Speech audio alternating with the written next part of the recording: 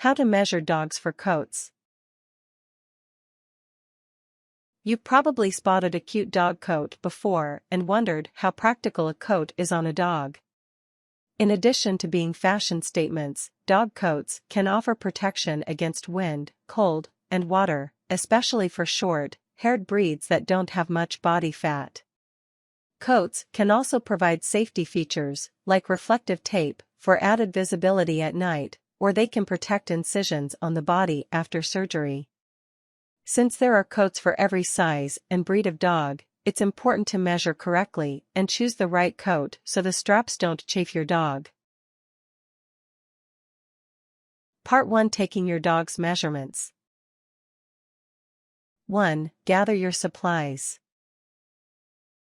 Since you'll be measuring the dog's girth and length, you'll need a measuring tape, pencil, and paper.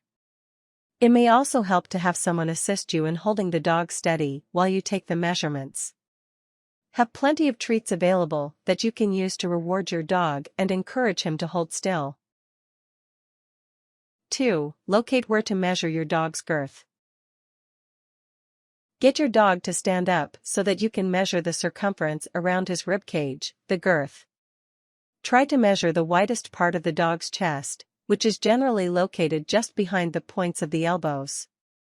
Ask a friend to feed your dog treats by holding the treat just above your dog's nose.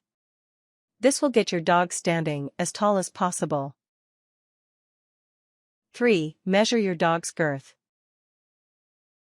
Hold one end of the measuring tape on your dog's spine, just behind his shoulders. Roll the free end of the tape down along his side until it reaches the bottom of the widest point of the ribcage. Wrap the tape underneath the ribcage and back over the opposite side of the body to join the tape where you started. Make sure the tape is snug, but not tight against the skin. The widest point of the ribcage is just behind the front legs, behind the points of the elbows. This is equivalent to the part of the elbow a person leans on when resting her elbows on a desk. 4. Write down the measurement. Once you've wrapped the measuring tape accurately around your dog's girth, write down the final measurement. Use the measurement you see at the point where the free end of the measuring tape touches the beginning edge. 5. Locate where to measure your dog's length. Get your dog to stand upright in order to measure the length of your dog's body between the base of the neck and beginning of the tail. Your friend may want to feed treats to your dog to encourage him to stand upright. 6. Measure your dog's length.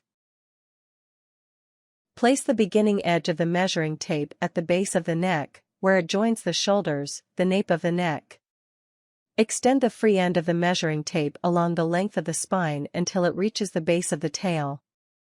If you are not certain where this is, it helps to visualize where you want the coat to sit around the dog's neck and measure from that point to the base of the tail, since this is the length of coat you wish to purchase.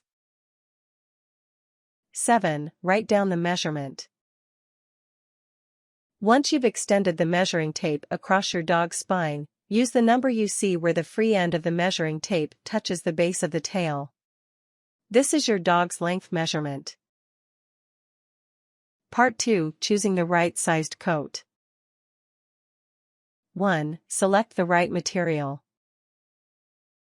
You should already know why you're buying the coat: to keep your dog warm, to keep him dry, or for stylish reasons. For example, if you're looking to keep your dog warm, you might want to buy a coat made of wool and cotton or acrylic. If you're trying to keep him dry, look for a slick rainproof material that will keep the moisture away from your dog's skin. If you're getting a coat for purely fashionable reasons, remember to check for any zippers, buttons, or laces that could trip or snag your dog. Don't sacrifice your dog's safety in the name of style. 2. Compare measurements and coat size. Once you've found a coat you like, look at the sizing guidelines on the package of the coat. You should be able to find a range of measurements that corresponds to a specific size. Check their sizes against the girth and length measurements you took of your dog. Some coats will even include sizing charts that list breeds that are typically that size. Since all dogs are individuals, the actual measurements are probably more reliable than simply going by breed. For example, if you have an unusually large border collie, then you would do better to choose a coat for a small Labrador rather than a standard-sized border collie. 3. Consider how you want the coat to fit. If your dog is between sizes, you'll need to choose a size up or down. If the coat is simply a fashion accessory, you should probably choose the smaller size, but keep the fastenings loose. But, if you want to protect your dog against the weather, choose a larger size up so you can completely fasten your dog. As a rule of thumb, if your dog is broad and chunky, such as a well-padded Staffy, then go a size up. If the dog is slender and slim, such as a Whippet, then go a size down. If your dog has short legs, you might need to size down so that the coat doesn't drag on the ground. You may even need to look for coats specifically designed for long, low dogs, so that the coat clears the ground. Tips. When you measure for dog coats, a cloth seamstress measuring tape is easiest to use because it's flexible and can wrap around the dog's body.